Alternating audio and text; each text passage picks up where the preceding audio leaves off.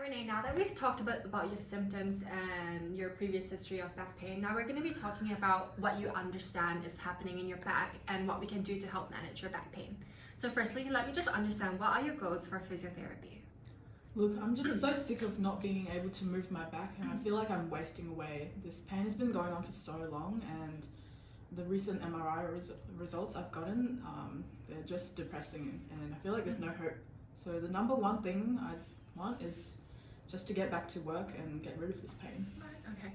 I'm sorry to hear that. I understand that this might be a really frustrating time for you. Can I just understand what it is that you do for work? So I work as a chef at this Mexican restaurant. Yeah. Okay. And based off what you've told me previously, is it right for me to say that your pain is stopping you from working? Yeah, definitely. So it doesn't help that I have to stand for hours at work and lift a lot of heavy objects, and my back just can't handle that at the moment, so I've been taking some time off. Right, okay. Based off what you know, can you just let me know what you reckon is going on in your back? Yeah, so from the MRI results, they said I have something called disc degeneration. I did a bit of Googling myself, so I know that there are discs in between the bones in my back, and because of severe wear and tear, they've been damaged. So it seems like this pain isn't going to get better, is it? It's not fair. I'm only 50. Okay, so while your MRI has shown that you have disc degeneration, I just want to reassure you that this is actually something that is perfectly normal, especially amongst people your age. So what I have over here is actually a model of the spine. And with the spine, we do have our bones, our separate bones that we call the vertebrae. And in between the bones, we have the disc that you know about. So what the discs do is they connect the spines together and they allow us to move, and it also helps to absorb the force that we put through our spine every single day. The discs are actually fluid filled, so with age it tends to dry out, which is very normal amongst everyone, especially people your age. And just because you have disc degeneration does not mean that you have back pain. So many people your age who have disc degeneration don't actually have back pain. Okay, so if it's normal, then why am I getting back pain still? Well, we do acknowledge that your MRI findings do show that you have disc degeneration, but there are also a lot of other factors involved in your back pain. So back pain is something that's extremely complicated and varies from person to person. So back pain is very complicated. There are other structures in there that are involved in your back pain. And I just want to reassure you, based on studies and literature that have actually found that disc degeneration and MRI findings don't correlate with the amount of pain you experience, the amount of damage that's in your back, as well as your likelihood of a full recovery. So what we can do for now, what I can do for now, is assess you based off the symptoms that you're presenting with instead of your MRI findings. How does that sound to you? Okay, so you're just saying that we should ignore the MRI?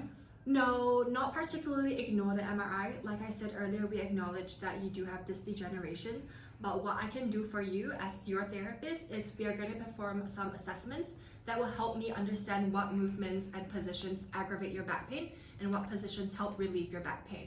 So based off that, we'll be able to form and tailor a treatment plan just for you, and we'll be able to manage your back pain from that.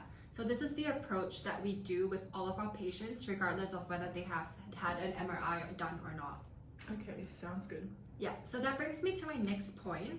What have you been doing to help with your back pain? Look, I just haven't been moving it much at all because I don't want to re-injure my back or make the disc degeneration even worse.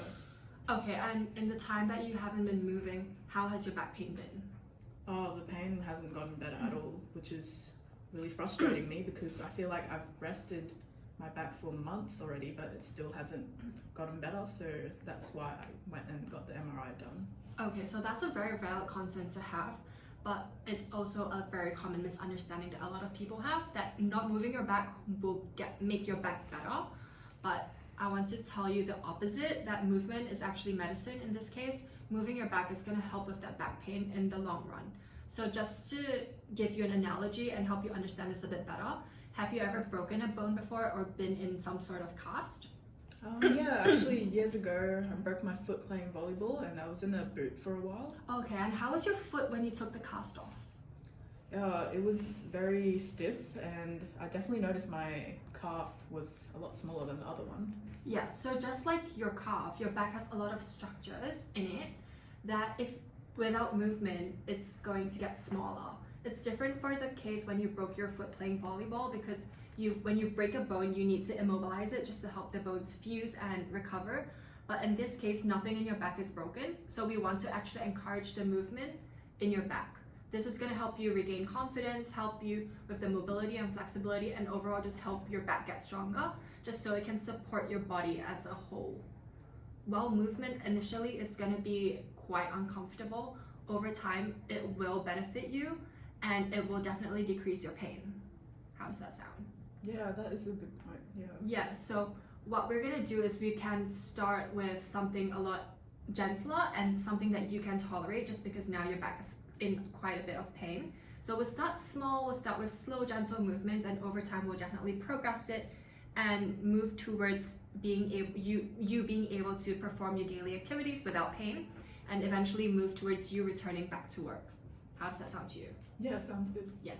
So what I need you to understand as well is that back pain isn't something that can be fixed instantly. It's going to be a long process of recovery, and I need you to participate actively, in the sense that I want you to stick with the exercise program prescribed to you, and I need you to do the exercises, just so this will also hasten your recovery and get you recovered faster. Yeah, okay. So based off what I've told you so far, what can you just repeat to me what the key takeaways are for you? So overall, movement is actually good for my back, and I should start moving it and exercising it straight away, because it's very beneficial and will actually help improve my pain over time. Yeah, that's really good. Rest is good in the short term, but in the long term, we do want to get you moving as soon as possible, and that will be our main priority.